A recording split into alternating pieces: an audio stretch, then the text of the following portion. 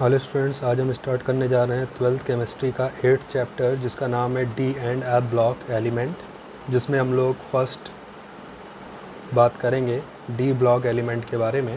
तो चलिए जानते हैं क्या होते हैं डी ब्लॉक एलिमेंट। तो all those element which have partially filled D orbital either in elemental state और any oxidation state are called D block element. तो ऐसा कोई भी एलिमेंट जो जिनके पास पार्शली फिल्ड डी ऑर्बिटल होती है, चाहे वो एलिमेंटल स्टेट में हो या ऑक्सीडेशन स्टेट में हो, यानी कि चाहे वो एटॉमिक फॉर्म में हो चाहे आयनिक फॉर्म में हो, और अगर उनके पास पार्शली फिल्ड डी ऑर्बिटल है तो ऐसे एलिमेंट को हम लोग डी ब्लॉक एलिमेंट के नाम से जानते हैं। D block element are placed in between S and P block element in modern long form of periodic table. D block element को modern long form of period table में S और P block के between यानी बीच में रखा गया है। The property of D block element are in between S and P block element, so they are also called as transition element. D block element को एस और पी ब्लॉक एलिमेंट के बिटवीन रखने की वजह से इनकी जो प्रॉपर्टी होती है वो इन दोनों प्रॉपर्टी के इंटरमीडिएट होती है, यानी एस और पी ब्लॉक दोनों एलिमेंट की प्रॉपर्टीज़ मैच करती है। इसी प्रॉपर्टी के कारण डी ब्लॉक एलिमेंट को हम लोग ट्रांजिशन एलिमेंट के नाम से भी जानते हैं। There are 4 transition series, that is 3D, 4D, 5D and 6D series. Each series contain 10 element. ठीक है, तो डी ब्लॉक में आपके 4 सीरीज़ है जिन्हें हम लोग उसमें फिलअप होने वाले इलेक्ट्रॉन के बेसिस पर 3D, 4D, 5D और 6D सीरीज़ के नाम से जानते हैं, और हर सीरीज़ में आपके 10 एलिमेंट को रखा गया है। तो ये आपके डी ब्लॉक एलिमेंट हैं, उनके 4 जो सीरीज़ है उनके आउटर मोस्ट सेल के इलेक्ट्रॉन किस ऑर्बिटल में जाते हैं उस बेसिस पे इनको 3D, 4D, 5D और 6D सीरीज में डिवाइड करा गया है। ठीक है, अगर आउटर मोस्ट सेल में जो लास्ट इलेक्ट्रॉन है वो आउटर मोस्ट सेल का 3D ऑर्बिटल में जाता है तो 3D, 4D में जाता है तो 4D, 5D में जाता है तो 5D और 6D में जाएगा तो 6D ब्लॉक एलिमेंट के नाम से जानेंगे। ठीक है, तो हर सीरीज में आपके 10 एलिमेंट हैं। फर्स्ट सीरीज में स्कैंडियम से लेकर जिंक तक, 4D सीरीज में इटारबियम से लेकर कैडमियम तक, 5D सीरीज़ में लैंथेनम से लेकर मरकरी और 6D सीरीज़ में एक्टेनियम से लेकर के अननबियम तक एलिमेंट डी ब्लॉक में रखे गए हैं। ठीक है, तो ये था आपके डी ब्लॉक एलिमेंट के बारे में। अब हम बात करेंगे इनके इलेक्ट्रॉनिक कॉन्फ़िगरेशन।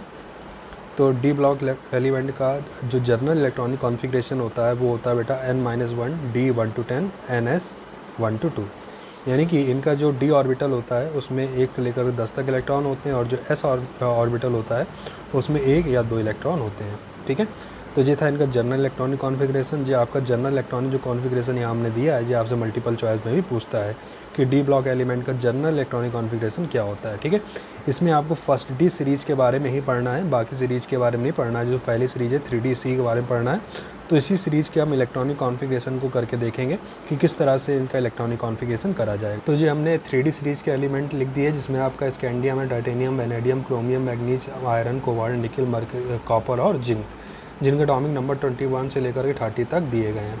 तो इनका इलेक्ट्रॉनिक कॉन्फ़िगरेशन कैसे करना है, जैसे कि हम जानते हैं स्कैंडियम एटॉमिक नंबर कितना होगा 21 है, तो अगर इलेक्ट्रॉनिक कॉन्फ़िगरेशन करेंगे तो 1s2, 2s2, 2p6, 3s2, 3p6, 3p6, उसके बाद 4s2, फिर 3d1।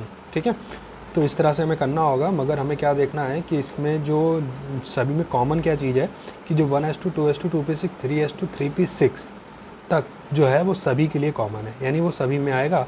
और जो 3p6 यानी जो 18 इलेक्ट्रॉन का इलेक्ट्रॉनिक कॉन्फ़िगरेशन होता है, और 18 जो होता है वो आर्गन का एटॉमिक नंबर है, इसलिए हमने 1s2, 2s2, 2p6, 3s2, 3p6 की जगह हमने क्या लिख दिया, आर्गन लिख दिया, और जो बाकी जो बचा आपका 3d1, 4s2 उसको लिख दिया। यहाँ पर जो लास्ट इलेक्ट्रॉन है वो 3d में गया है, मगर हमने 3d को क्या लिखा है, पहले लिखा। क्यों? क्योंकि हमें जो एलिमेंट होते हैं उनको हमें सेल के अकॉर्डिंग, जो नंबर ऑफ ऑर्बिटल होते हैं, सेल्स होते हैं, उनको हमें वो सब सेल होते हैं उनके सेल के अकॉर्डिंग लिखना होता है, यानी पहली सेल, फिर दूसरी सेल, फिर तीसरी सेल, उसके बाद चौथी सेल आती है। बट जो लास्ट इलेक्ट्रॉन है वो किसमें गया है, डी में ही जाता है। ये ध्यान रखना होगा, यही करने का तरीका होता है। जी हमने आपको 11th क्लास में भी समझाया था। ठीक है, तो जो लास्ट इलेक्ट्रॉन है तो कैसे करना, आर्गन तक यानी 18 तक हो गया, तो अब बचे कितने इसके पास, वो कैसे लिखना है, यानी यहाँ पर आप लिखेंगे 3D, फिर क्या लिखेंगे 4s। ठीक है, तो 3D में कैसे देखो, यहाँ पर क्या लिखा है 1, यहाँ पर लिखा है 2, यानी S जो D है उसमें 1 इलेक्ट्रॉन हो जाएगा, और जो आपका S है उसमें 2 इलेक्ट्रॉन, और D में 1 इलेक्ट्रॉन। इस तरह से टाइटेनियम में आर्गन, और बचा क्या 2, यानी कि D में 2 इलेक्ट्रॉन, S में भी 2 इलेक्ट्रॉन। वेनेडियम ठीक है, यानी कि जो डी ऑर्बिटल उसमें कितने हो जाएंगे, याद क्या हो, 3 इलेक्ट्रॉन, और एस में कितने हो जाएंगे, 2 इलेक्ट्रॉन। तो इस तरह से आप एक ट्रिक के थ्रू इसका इलेक्ट्रॉनिक कॉन्फ़िगरेशन भी कर सकते हैं। क्रोमियम के आप क्या लिखना चाहिए था, 3d4 लिखना चाहिए, 4s2 लिखना चाहिए, मगर हमने आपको बताया कि जो हाफ फील्ड स्टेट और जो फुल फील्ड स्टेट होती है वो ज़्यादा स्टेबल होती है। तो अपनी स्टेबिलिटी को बनाए रखने के लिए जो इसकी 4s ऑर्बिटल होती है उससे एक इलेक्ट्रॉन निकल किस में चला जाता है, 3d में। क्योंकि अगर 3d में 5 इलेक्ट्रॉन हो जाएगा, जैसा कि हम जानते हैं कि डी ऑर्बिटल में मैक्सिमम 10 इलेक्ट्रॉन भरे जा सकते हैं, और 10 इलेक्ट्रॉन होने से इसकी फुल फील्ड स्टेट कंप्लीट हो जाती है, और 5 इलेक्ट्रॉन होने से इसकी हाफ फील्ड स्टेट कंप्लीट हो जाती है। और जो फुल फील्ड और हाफ फील्ड स्टेट होती है वो ज़्यादा स्टेबल होती है। तो इसलिए जो आपका 3d ऑर्बिटल जो है वो 4s से एक इलेक्ट्रॉन अपने में ले लेता है, जिसकी वजह से इसका इलेक्ट्रॉनिक कॉन्फ़िगरेशन 3d5 हो जाता है, यानी इसकी हाफ फील्ड स्टेट कंप्लीट हो जाती है और जो अपने आप को स्टेबलाइज कर लेता है। इसलिए यहाँ पर ऐसा होता है। तो इसलिए आपका एक एक्सेप्शनल केस है, थोड़ा सा इसको ध्यान रखना होगा। फिर बाकी उसके बाद फिर वैसे ही चलता है, मैग्नीज, आर्गन 5 और 2, यानी डी में 5 हो जाएंगे और एस में 2 हो जाएंगे। कोबाल्ट में भी कितना है, आयरन का 26 यानी 3d6 4s2, कोबाल्ट का 27 है यानी 3d7 4s2, निकल का 28 है 3d8 4s2, कॉपर कितना 29 है तो आपको क्या लिखना है 3d9 4s2। मगर अगर डी में एक इलेक्ट्रॉन और हो जाए तो उसकी फुल स्टेट कंप्लीट हो जाएगी ना, सभी ऑर्बिटल में 2-2 इलेक्ट्रॉन हो जाएंगे और ऐसा होने से ज़्यादा स्टेबल हो जाएगा।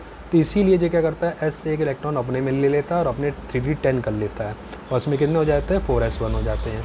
ठीक, फिर उसका जिंक में क्या हो जाएगा 3d10 4s2। तो आपने क्या देखा कि जो डी ब्लॉक की फर्स्ट सीरीज है उसमें जो डी ऑर्बिटल है उसमें यानी 1 से लेकर के 10 तक इलेक्ट्रॉन है, और जो एस ऑर्बिटल है उसमें 1 से लेकर के 1 या 2 इलेक्ट्रॉन होते हैं। ठीक है, तो जी इनका इलेक्ट्रॉनिक कॉन्फ़िगरेशन करने की ट्रिक थी। इसी ट्रिक से अगर आप करते हैं तो आसानी से कर सकेंगे। ठीक है, अब बढ़ते हैं अपनी नेक्स्ट प्रॉपर्टी की ओर। अब बात करते हैं वेरिएबल वैलेंसी, जिनको हम लोग इसकी ऑक्सीडेशन स्टेट के नाम से भी जानते हैं। तो वेरिएबल वैलेंसी मतलब होता है कि एक से ज़्यादा वैलेंसी रखना। तो क्या है, चलिए देखते हैं। The property of showing more than one valency is called variable valency. किसी भी एलिमेंट की अगर वैलेंसी एक से ज़्यादा होती है तो ऐसी वैलेंसी को हम लोग उसकी वेरिएबल वैलेंसी के नाम से भी जानते हैं। ठीक है, this property is very common in D block element. The minimum valency will be the number of electron present in the outermost s orbital, and the maximum valency will be the number of electron present in outermost s orbital and innermost d orbital। तो जो किसी भी element द्वारा एक से ज़्यादा valency show करना उसकी वेरिएबल वैलेंसी या वेरिएबल ऑक्सीडेशन स्टेट कहलाती है। और जो वेरिएबल वैलेंसी की जो प्रॉपर्टी है जो डी ब्लॉक एलिमेंट के लिए कॉमन होती है। ठीक है, तो डी ब्लॉक एलिमेंट की जो मिनिमम वैलेंसी होगी वो आउटर मोस्ट एस ऑर्बिटल में प्रेजेंट इलेक्ट्रॉन द्वारा शो करी जाएगी, और जो मैक्सिमम वैलेंसी होगी वो एस और इनर मोस्ट सेल जो डी है उन दोनों के इलेक्ट्रॉनों द्वारा मिल करके शो करी जाती है। जैसे कि स्कैंडियम, तो स्कैंडियम के आउटर मोस्ट सेल के इलेक्ट्रॉनिक कॉन्फ़िगरेशन क्या होता है बेटा 3d1 4s2। तो हमने बताया था मिनिमम वैलेंसी क्या होगी, जो आउटर मोस्ट सेल के एस ऑर्बिटल में इलेक्ट्रॉन है तो कितने इलेक्ट्रॉन है 2 इलेक्ट्रॉन है, यानी मिनिमम वैलेंसी कितनी होगी 2।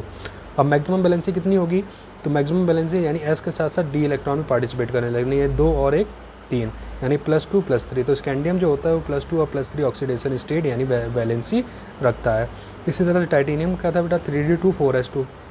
तो आउटर मोस्ट सेल में एस में 2 इलेक्ट्रॉन यानी मिनिमम वैलेंसी कितनी होगी 2, और इनर मोस्ट सेल में कितने 2 इलेक्ट्रॉन, तो मैक्सिमम वैलेंसी क्या हो जाएगी यानी 4s। अब 2 इलेक्ट्रॉन है तो दोनों एक साथ तो पार्टिसिपेट करेंगे नहीं, 1 by 1 करेंगे, यानी 4s के साथ साथ यानी 2 इलेक्ट्रॉन प्लस 1 इलेक्ट्रॉन इससे ले लिया तो कितना हो गया 3, 2 इलेक्ट्रॉन यहाँ का और 2 इलेक्ट्रॉन में कितना हो गया 4, यानी कि जो टाइटेनियम होता है +2 से +4 तक ऑक्सीडेशन स्टेट रखता है। इस तरह से वेनेडियम जो है उसका 3d3 और 4s2 होता है, तो मिनिमम वैलेंसी +2 होगी और मैक्सिमम वैलेंसी कितनी हो जाएगी +2, 1 इलेक्ट्रॉन और ले लो, +3 कितने ले सकते 3 ले सकते हो, तो कितनी हो सकती है +2 +3 +4 +5। इस तरह से क्रोमियम का 3d5 4s1 होता है, यानी एस में कितने इलेक्ट्रॉन है 1 इलेक्ट्रॉन, यानी मिनिमम वैलेंसी कितनी होगी 1। मैक्सिमम क्या हो जाएगी, जब डी का इलेक्ट्रॉन पार्टिसिपेट करे, डी में कितने हैं 5 है, मतलब +1 हो सकती, +2 हो सकती, +3 हो सकती, +4 +5 और +6, यानी क्रोमियम जो होता है +1 से लेकर +6 तक की ऑक्सीडेशन स्टेट रखता है। मैग्नीज की बात करें तो इसका क्या होता है 3d5 4s2, यानी मिनिमम वैलेंसी +2 और मैक्सिमम कितनी हो सकती है +3 +4 +5 +6 से लेकर के +7 तक की। तो इस तरह से हम इनकी ऑक्सीडेशन स्टेट या वेरिएबल वैलेंसी को डिफाइन कर सकते हैं। तो ये डी ब्लॉक एलिमेंट और उनके इलेक्ट्रॉनिक कॉन्फ़िगरेशन और उनकी वेरिएबल वैलेंसी या ऑक्सीडेशन स्टेट के बारे में था। अब हम बढ़ते हैं अपने नेक्स्ट वीडियो की तरफ।